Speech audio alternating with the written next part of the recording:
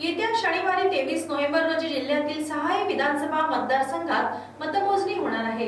या मतमोजणीकरिता जिल्हा प्रशासनासह संबंधित विधानसभा मतदारसंघातील संपूर्ण यंत्रणा सज्ज असून याबाबत कर्मचाऱ्यांचे प्रशिक्षण सुद्धा घेण्यात आले। महाराष्ट्र विधानसभा सार्वत्रिक निवडणुकीसाठी 20 नोव्हेंबर रोजी मतदान पार पडले। 23 नोव्हेंबर रोजी मतमोजणी होणार आहे। याकरिता संबंधित विधानसभा मतदारसंघात तयारी झाली आहे।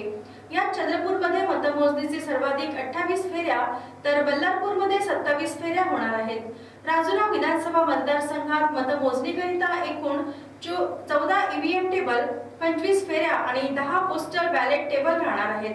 चंद्रपूर विधानसभा मतदारसंघात मतमोजणीकरिता 14 ईव्हीएम टेबल, 28 फेऱ्या आणि 10 पोस्टल बॅलेट टेबल। बल्लारपूर विधानसभा मतदारसंघात मतमोजणीकरिता 14 ईव्हीएम टेबल, 27 फेऱ्या आणि 7 पोस्टल बॅलेट टेबल।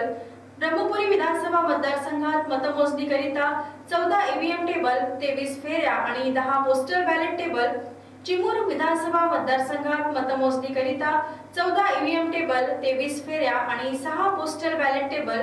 तर वरोरा विधानसभा मतदारसंघात मतमोजणीकरिता 14 ईव्हीएम टेबल, 25 फेऱ्या आणि 10 पोस्टल बॅलेट टेबल राहणार आहेत।